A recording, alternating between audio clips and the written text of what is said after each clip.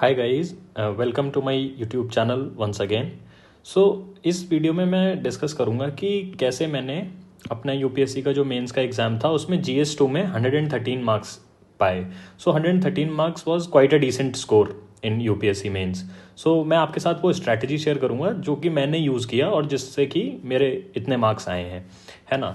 सो सबसे पहले मैं बताना चाहता हूँ कि जो एक लक्ष्मीकांत की बुक है ये तो हम सारे लोग पढ़ते ही हैं, है ना।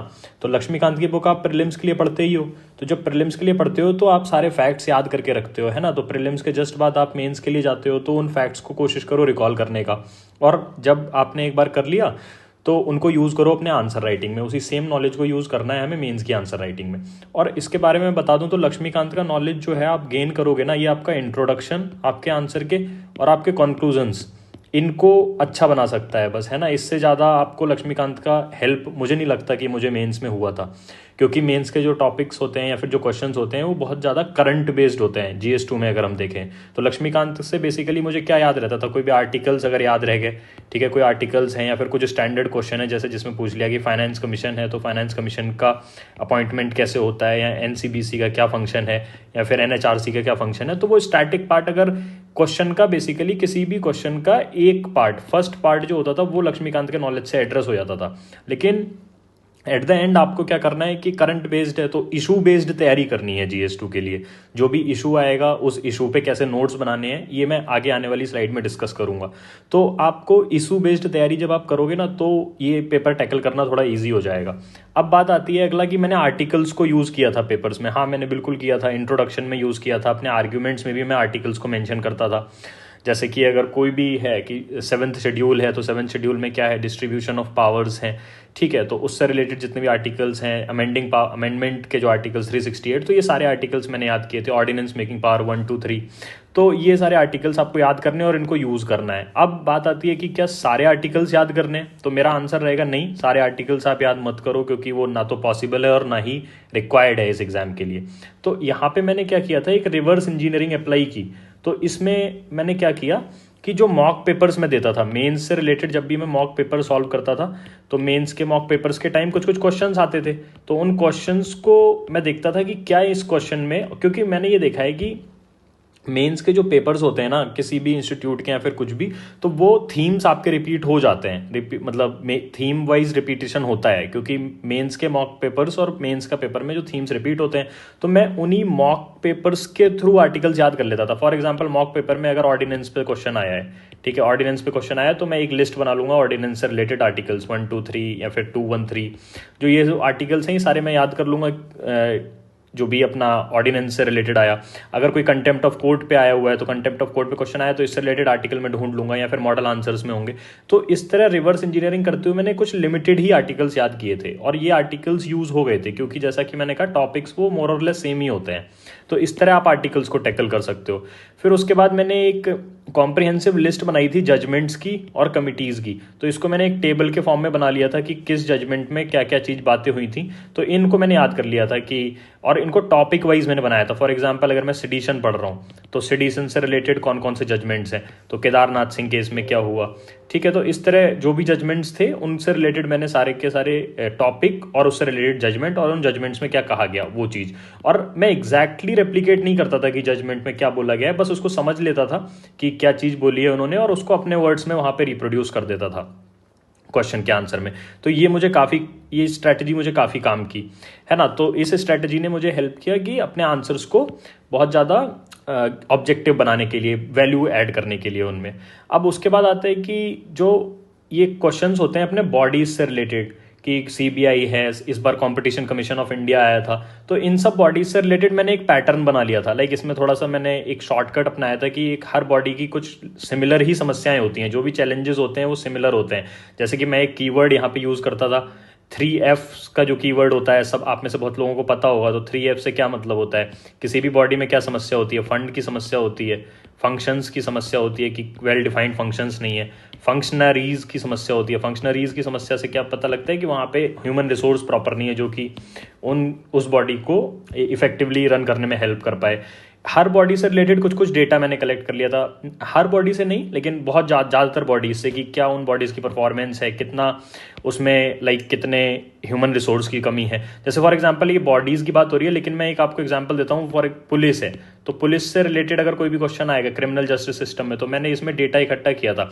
तो अब डेटा में मैं क्या लिखता था कि जो हमारी आज की पुलिस है वो police around 70% of their strength पे ऑपरेट करती है and they work for 14 hours per day. तो अगर आप ये चीज़ लिख दो तो आप बता सकते हो कि यहाँ पे ह्यूमन रिसोर्स का कितना इशू है, कि जो ह्यूमन रिसोर्स से रिलेटेड पुलिस में प्रॉब्लम है।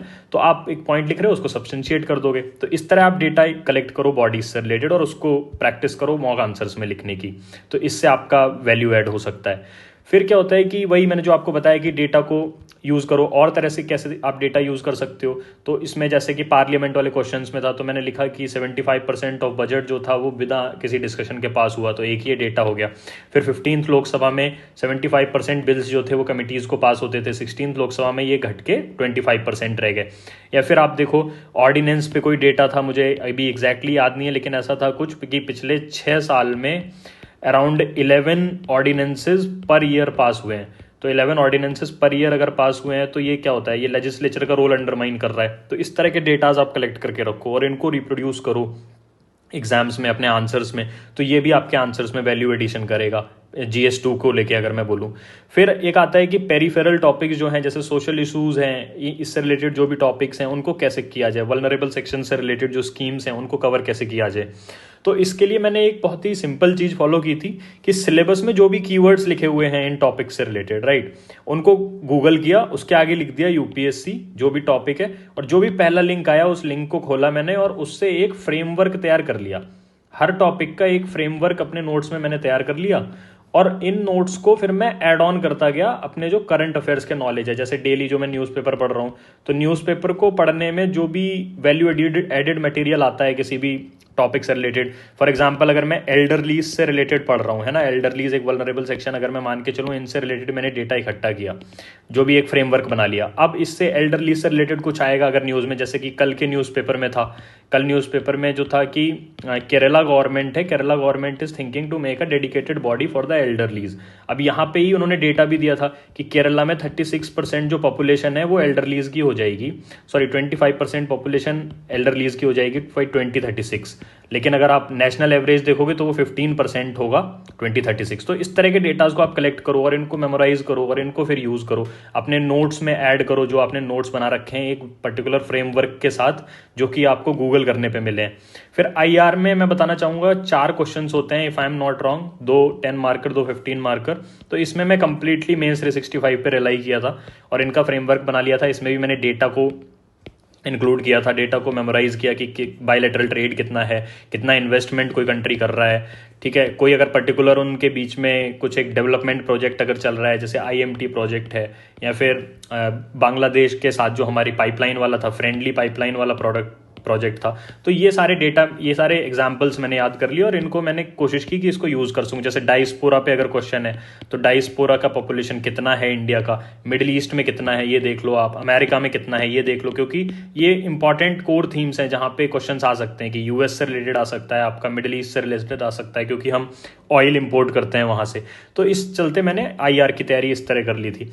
फिर एक और, अब ये तो आपका कंटेंट बेस्ड चीज़ें थी जो मैंने आपके साथ डिस्कस की, जो मैंने फॉलो की थी, है ना अब तक।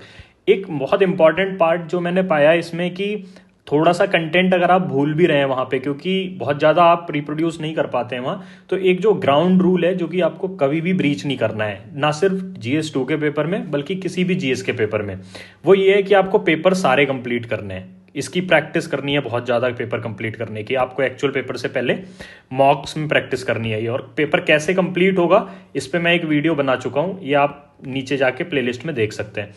फिर उसके बाद क्वेश्चन को समझो, आप वहीं पे ब्रेक करो, मतलब एक ओपन माइंड के साथ जाओ, ब्रेक करो क्वेश्चन को, break the question over there only. और फिर उन डायमेंशंस को ब्रेक करने के बाद हर डायमेंशन पे जो भी आपके दिमाग में आ रहा है वो वहीं सोचो और वहीं पे रिप्रोड्यूस करो, और उसमें जो डेटा रिलेटेड आ रहा है, जो भी आपके थॉट्स आ रहे हैं, उन थॉट्स से रिलेटेड जो भी डेटा आ रहा है उस डेटा को रिकॉल करो और उस डेटा को रिकॉल करके वहाँ पे आंसर्स में लिखो।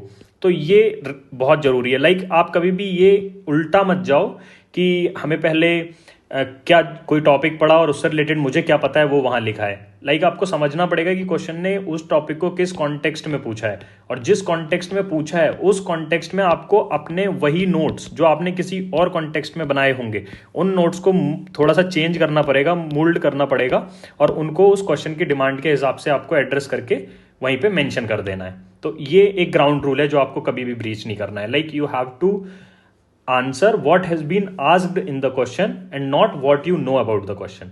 तो ये कुछ कुछ बेसिक चीजें थी जो मैं बताना चाह रहा था आपको GS2 से रिलेटेड, जो मैंने फॉलो की, और हो सकता है आपके भी काम आए, तो आप ट्राई कर सकते हैं। अब मैं एक अगले स्लाइड में थोड़ा सा नोट्स दिखा देना चाहता हूं कि मैंने नोट्स कैसे बनाए थे और कैसे मैंने चीजों को ऑर्गेनाइज किया था।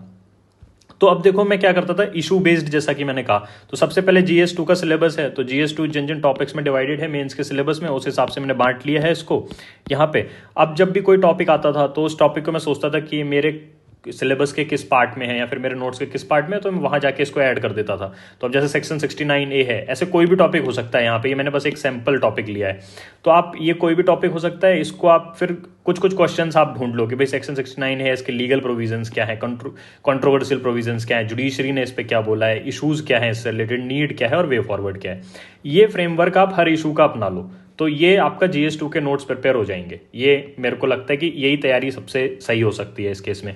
जो भी एग्जांपल्स हैं जो आप वहाँ मेंशन करोगे वो यहाँ देखो, जो डेटा आपको दिखेगा यहाँ पे रूल 16 में क्या लिखा है, वो कंट्रोवर्शियल प्रोविजन है, तो इस तरह आप बना सकते हो। फिर वे फॉरवर्ड इंटरनेशनल एग्जाम्पल आप डालो, जैसे कि इस सेक्शन की नीड क्यों है, क्योंकि UK फुटबॉल टीम के साथ रेसिज्म हुआ था ट्विटर पे, है ना। तो इस तरह से आप नोट्स बनाओ, अपना पूरा फ्रेमवर्क हर नोट्स का ऐसा रखो। फिर आपको मैं दिखाना चाहता हूँ कि जजमेंट्स और कमिटीज़ मैंने कैसे यूज़ किए थे। तो अब जैसे इंपॉर्टेंट कमिटीज़ हैं, तो ये मैंने लिखा था कोई भी टॉपिक उससे रिलेटेड कमिटी, कोई भी टॉपिक उससे रिलेटेड कमिटी, कोई भी टॉपिक उससे रिलेटेड कमिटी। तो इससे क्या हुआ था, ये रिकॉल करना आसान हो गया था। मेरे को पता रहता था PIL से रिलेटेड ये कमिटी है, इन्होंने ये बोला है, ट्राइब्यूनल से रिलेटेड ये कमिटी है, तो इनका आर्ग्यूमेंट्स ये हैं, लॉ कमीशन के आर्ग्यूमेंट्स ये हैं, सुरन सिंह कमेटी के बेसिस पे बनाया गया था। तो इस तरह मैंने इशूज़ और उससे related committees.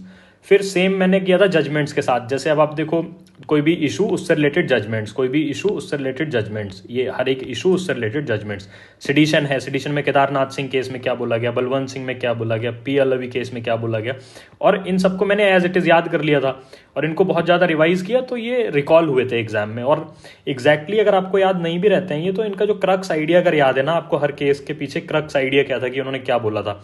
For example Balwant Singh case में उन्होंने बोला कि कोर्ट ने कि shouting slogans will not amount to sedition. अगर आपको इतना ही पता है तो बस आप अपने वर्ड्स में उसको रिप्रोड्यूस कर दो। तो यही इस तरह आप नोट्स ऑर्गेनाइज कर सकते हो। तो ये ब्रॉडली GS2 की स्ट्रेटजी जो मुझे हेल्प की वो यही थी, तो ये मैं आपके साथ शेयर करना चाहता था। तो ये मुझे लगता है आप अगर इसको फॉलो करेंगे तो हो सकता है आपको अच्छा रिजल्ट मिले। So you can try this strategy. और मैं अपने जो डिस्क्रिप्शन है या फिर पहला कमेंट होगा उसमें एक टेलीग्राम चैनल का लिंक डाल दूंगा। उस टेलीग्राम चैनल पे क्या है, मैं और मेरा दोस्त एक है, तो हम लोग गाइड करते हैं, जो भी हमारा मटेरियल है उसको वहाँ डालते हैं, प्रीलिम से रिलेटेड, मेन से रिलेटेड, वो सारी प्रिपरेशन करते हैं। आप उस ग्रुप को ज्वाइन कर सकते हो, तो थोड़ा सा आपका वैल्यू एडिशन हो जाएगा। और जो भी सजेशंस हैं, जो भी आप चाहते हो मैं किस टॉपिक पे वीडियो बनाऊं, जो आपको प्रॉब्लम फेस हो रही हो, तो वो आप कमेंट सेक्शन में कमेंट कर सकते हो। मैं कोशिश करूंगा कि उन टॉपिक्स को कवर किया जाए। अपने एंड से जो मुझे आता है वो मैं उन पे अपना वीडियोस बनाऊं। और GS4 पे भी मैं सोच रहा हूँ कि मैं वीडियोस बनाऊं, क्योंकि GS4 में भी मेरा डिसेंट स्कोर था। लास्ट टाइम 110 स्कोर था मेरा GS4 में, तो 109 सॉरी स्कोर था मेरा GS4 में। तो इससे रिलेटेड कैसे आप एग्जाम्पल्स को कैसे ऐड कर सकते हो अपने आंसर्स में, कौन कौन से एग्जाम्पल्स, तो मैं एक छोटे छोटे वीडियोस की एक सीरीज बनाऊंगा एग्जाम्पल्स से रिलेटेड, जिसमें ब्यूरोक्रेट्स हो सकते हैं, नेशनल लीडर्स हो सकते हैं, इन सबसे रिलेटेड कैसे आप उन एग्जाम्पल्स को किस वैल्यू के अंडर यूज कर सकते हो, उससे रिलेटेड एक वीडियो बनाने का मैं सोच रहा हूँ। और बाकी अगर आपके कोई सजेशंस होंगे तो आप प्लीज कमेंट सेक्शन में डालिए, मैं उसको देखूंगा और उस पर वीडियोस बनाने का प्रयास करूंगा। तो ओके गाइज, इस वीडियो में इतना ही। Thank you, all the best.